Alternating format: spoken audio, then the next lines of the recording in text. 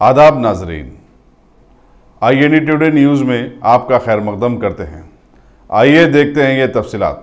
జైళ్లలో పడి మలిదశ ఉద్యమంలో కేసీఆర్ గారి నాయకత్వంలోనే తెలంగాణ సాధ్యమని చెప్పి ఆ రోజు తెలుగుదేశం పార్టీకి పదవికి శాసన సభ్యత్వానికి రాజీనామా చేసి కేసీఆర్ గారి నాయకత్వంలో తిరిగి ఉప ఎన్నికల్లో గెలుపొంది కేసీఆర్ గారి నాయకత్వంలో ఉద్యమాల్లో పాల్గొని తెలంగాణ రాష్ట్రాన్ని సాధించుకొని ఈ తెలంగాణ శాసనసభలోనే సభాపతిగా మీరు ఆ కుర్చీలో కూర్చోవడం అంటే ఇది మీకే కాదు ప్రతి తెలంగాణ ఉద్యమకారుడికి దక్కినటువంటి గౌరవంగా ఈరోజు మనం చెప్పుకోవాల్సి ఉంటుంది అధ్యక్ష.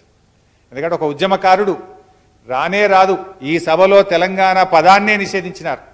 తెలంగాణని మాట్లాడితే ఈ సభ నుంచి బయటకు గెంటేసినటువంటి ఈ సభలో మీరు విద్యార్థిగా ఉద్యమించి కేసీఆర్ నాయకత్వంలో మలిదశ ఉద్యమంలో ఉద్యమించి ఈ తెలంగాణ సభకే సభాపతిగా మీరు కూర్చోవడం అనేటువంటిది ఇది ప్రతి ఉద్యమకారుడికి ప్రతి ఒక్కరికి దక్కిన ఒక గొప్ప గౌరవం, ఇది ఒక గొప్ప అనుభూతి అధ్యక్ష. చాలా సంతోషంగా ఉంది అధ్యక్ష. మీతో కూడా మేము పనిచేసినప్పుడు మేము అప్పుడప్పుడు మిమ్మల్ని చూసి నేర్చుకునేవాళ్ళం. 69 ఏళ్ళ వయసులో కూడా 29 ఏళ్ళ యువకుడిలాగా పనిచేసేవారు. మీరు మోకాళ్ళ నొప్పులున్నా అనారోగ్యం ఉన్నా అసలు లెక్క చేసేవారు కాదు. పొద్దున్నే కేర్ హాస్పిటల్ నుంచి డిశ్చార్జు, మళ్ళా గంటకు చూస్తే బాన్స్వాడ. అసలు ఎప్పుడు చూసినా కూడా ప్రజల మధ్య ఉండేవాళ్ళు. మనం తిరుపతికి వెళ్ళాం, అక్కడ కూడా మీరు అనారోగ్యం పాలైతే మిమ్మల్ని నేనే ఆసుపత్రిలో జాయిన్ చేశాను. అనేక సార్లు మీతో పాటు పనిచేసినాం. పరకాల ఉప ఎన్నిక వచ్చింది, అప్పుడు ఆ పరకాల ఉప ఎన్నికలో మనం కలిసి పనిచేసినాం అధ్యక్ష. ఆత్మకూరు మండలంలో మీకు ఇన్ఛార్జిగా ఇస్తే అక్కడ ఒక ఇల్లు కిరాయికి తీసుకొని ఒక కార్యకర్తలాగా ఒక ఉద్యమకారుడిలాగా ఆత్మకూరులో పరకాల ఉప ఎన్నికల్లో మీరు పనిచేసినటువంటి తీరు చూస్తే మీ నుంచి మేము చాలా నేర్చుకున్నాం అధ్యక్ష.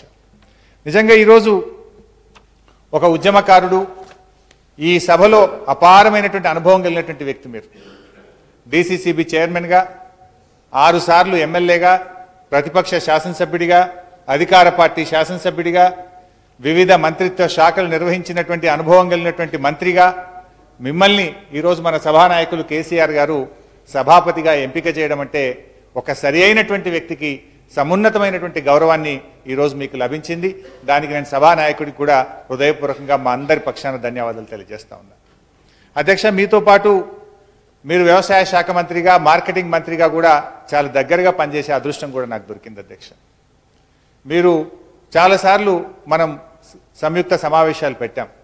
ఒక ఎర్రజొన్నల సమస్య, నిజామాబాద్ జిల్లాలో ఎర్రజొన్నల సమస్య వస్తే గత ప్రభుత్వాలు పట్టించుకోకపోతే గౌరవ కేసీఆర్ గారు ముఖ్యమంత్రి గారి యొక్క ఆదేశాలతోనే ఆ రోజు ఎన్నో ఏళ్లుగా అపరిష్కృతమైనటువంటి లాఠీ దెబ్బలు, తూఠా దెబ్బలు తిన్న ఎర్రజొన్న రైతుల సమస్య నిజామాబాద్ జిల్లాలో మీ నాయకత్వంలో పరిష్కారం కావడం నిజంగా చాలా సంతోషం అధ్యక్ష.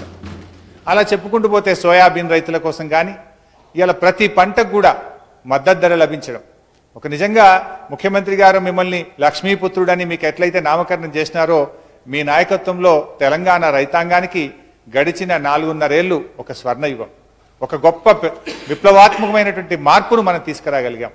మీ పనితీరు, ముఖ్యమంత్రి గారి నిర్ణయాలతోని స్వామినాథన్ లాంటి వ్యవసాయ రంగ నిపుణుడే ఈ రాష్ట్రంలో మన ముఖ్యమంత్రి గారికి అవార్డు ఇచ్చి మన పనితీరును, వ్యవసాయ శాఖ పనితీరును, రైతాంగానికి ప్రభుత్వం చేస్తున్నటువంటి మేలును ఈరోజు ప్రముఖ నిపుణుడు స్వామినాథన్ లాంటి వ్యక్తి కూడా ఈరోజు గుర్తించారంటే దాని వెనుక మీ కృషి ఉంది. మీరెప్పుడు కూడా మీ ఆరోగ్యాన్ని లెక్క చేసేవారు కాదు, మీ బాధ్యత, కర్తవ్య నిర్వహణ కోసం మీరు కష్టపడి పనిచేసేవారు. మీ వయసు కావచ్చు, మీ మోకాళ్ళ నొప్పులు కావచ్చు, మీ ఇవన్నీ ఉన్నా కూడా పొద్దున్నే 6 గంటలకే మీ దినచర్య ప్రారంభమయ్యేది. ఎప్పుడన్నా మీతో పాటు కారులో ట్రావెల్ చేసినప్పుడు ఫోన్లు వస్తుంటే మీ కారే ఒక ఆఫీస్, అందులో మొత్తం వెనక సందుక, ఒక ఫైళ్ళు, కట్టలు, ఏది అడిగినా, ఇన్సూరెన్స్ విషయం అడిగినా, రైతు బంద్ అడిగినా, రైతు సమన్వయ సమితులు అడిగినా మీ కారే ఒక కార్యాలయం లాగా ఫింగర్ టిప్స్ మీద ప్రతి సమాచారాన్ని చెప్పి ప్రజలకు సేవ చేసేటువంటి ఒక దృక్పథంతో ముఖ్యమంత్రి గారు ఇచ్చిన ప్రతి నిర్ణయాన్ని అమలు చేయాలని ఒక పట్టుదలతో పనిచేసిన ఒక నిబద్ధత కలిగినటువంటి నాయకులు మీరు. ముఖ్యంగా రైతు సమన్వయ సమితులు ఒక కొత్త విప్లవాత్మకమైన నిర్ణయం తీసుకున్నప్పుడు మీరు, మహమూద్ అలీ గారు గౌరవనీయులు, అప్పటి రెవెన్యూ మంత్రిగా వారు, వ్యవసాయ శాఖ మంత్రిగా మీరు రాష్ట్రమంతా 30 జిల్లాలు తిరిగి రైతు సమన్వయ సమితులను మీరు చైతన్యపరిచినటువంటి తీరు, రైతు సమన్వయ సమితుల ఏర్పాటు విషయంలో ఒక గొప్ప నిర్ణయాన్ని అమలు చేసే విషయంలో మీ కృషి చాలా అభినందనీయం అధ్యక్ష. ఇలా చెప్పుకుంటూ పోతే మీ గురించి చాలా చెప్పొచ్చు అధ్యక్ష.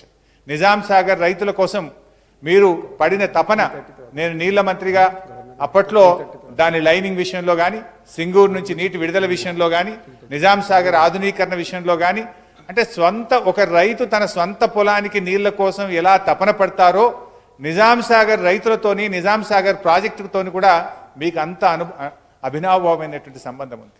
అలా మీరు ప్రతి నిమిషం కూడా తపన పడేవారు మా ప్రాజెక్టు ఆధునీకరణ జరగాలి, కాళేశ్వరంతో నిజాం సాగర్ ప్రాజెక్టును అనుసంధానం చేయాలని ముఖ్యమంత్రి గారిని అనేక సందర్భాల్లో మీరు అడిగి ఒప్పించి మీరు మెప్పించుకున్నటువంటి తీరు ప్రజల పట్ల మీకు ఉండేటువంటి మమకారం, రైతుల పట్ల మీకు ఉండేటువంటి ప్రేమను తెలియజేస్తుంది అధ్యక్ష. ఇలాంటి మీకు ఇంత సమున్నతమైనటువంటి స్థానం, ఒక ఉద్యమకారుడికి ఇంత గొప్ప గౌరవం దక్కడం నిజంగా చాలా చాలా సంతోషంగా ఉంది.